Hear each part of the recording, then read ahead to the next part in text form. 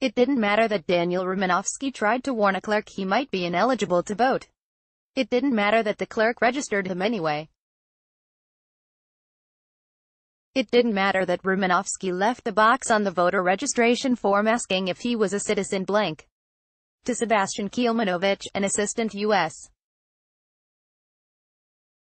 attorney in North Carolina, all that mattered was Romanowski, a Polish immigrant who has held a green card since 2004, voted in 2 presidential elections and wasn't a citizen of the United States. He should have known better, Kielmanovich told a federal judge earlier this month, according to a transcript of the sentencing hearing HuffPost obtained. He should be punished.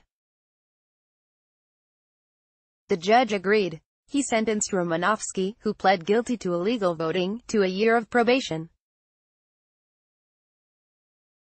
His sentence included 2 months of house arrest and a $1,200 fine to be paid out in $100 monthly installments. Romanowski is one of about 20 legal immigrants being prosecuted for illegally voting in the 2016 election in North Carolina. Many of the incidents appear to be mistakes and misunderstandings, a form filled out incorrectly, a mistaken poll worker. In addition to a criminal sentence, the immigrants could also be deported. The cases were organized by Robert Higdon, the U.S. attorney for the Eastern District of North Carolina, a President Donald Trump appointee.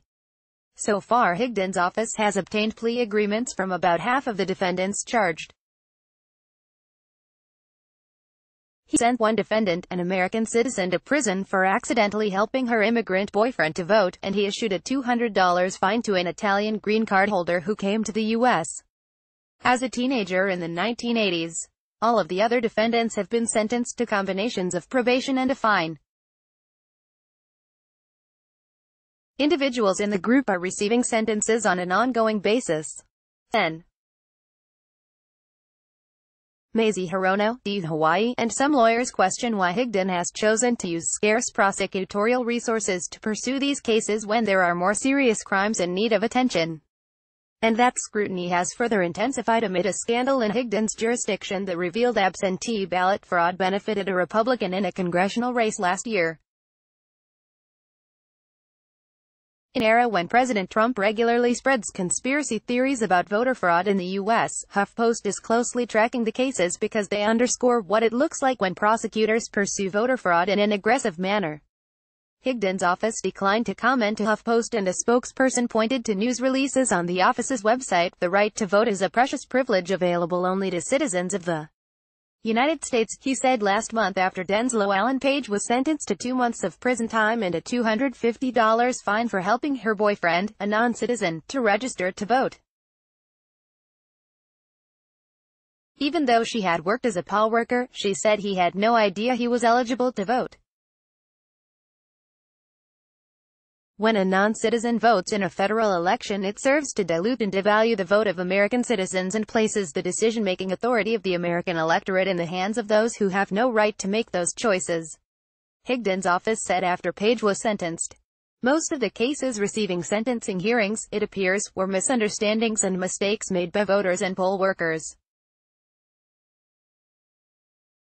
But in February, during a sentencing hearing for Juan Francisco Landeros Morales, a Mexican immigrant who has been a lawful permanent resident since 1990, Kielmanovich voiced another concern. Kielmanovich said he was alarmed by a poll worker who appeared to ask Landeros Morales which party he intended to vote for in the 2016 presidential election, something poll workers are not supposed to do. He was asked if he was going to vote Republican or Democrat, and he responded, "Para la señora," which means in Spanish, for the lady, Kielmanovich said in court, according to a transcript obtained by HuffPost.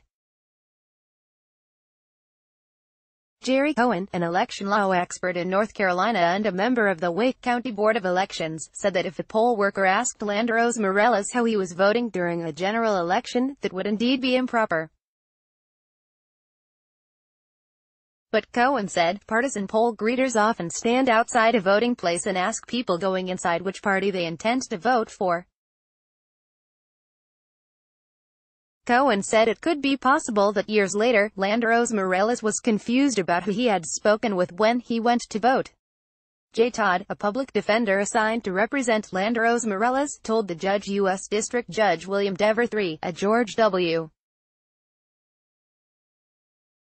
Bush appointee, who has presided over the cases, that his client was signed up to vote by someone else in 2012, shortly before the presidential election. He said Landeros Morales believed he was waiting in line for a food pantry when he got registered. He's functionally illiterate in English.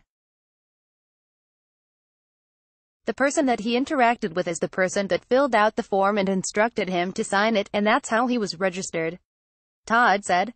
Both Kielmanovich and Judge Dever said Landeros Morales' ignorance didn't matter. Dever said it was hard to believe anyone could think they could go to a foreign country and vote there. Legal permanent residents pay U.S. taxes and have social security numbers.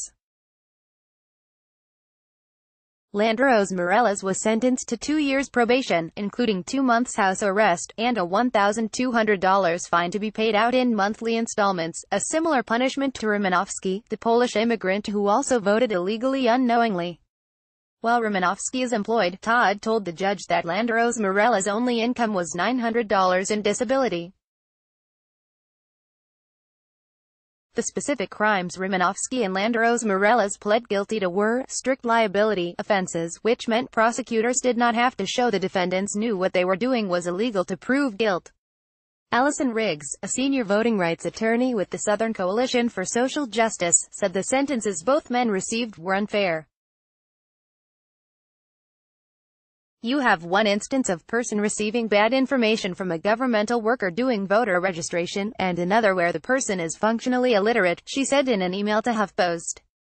The sentences seem grossly disproportional to the facts of the case, that is, mistakes made by voters who were both 1, unaware of the illegality and 2, each were casting single votes out of millions in a presidential election.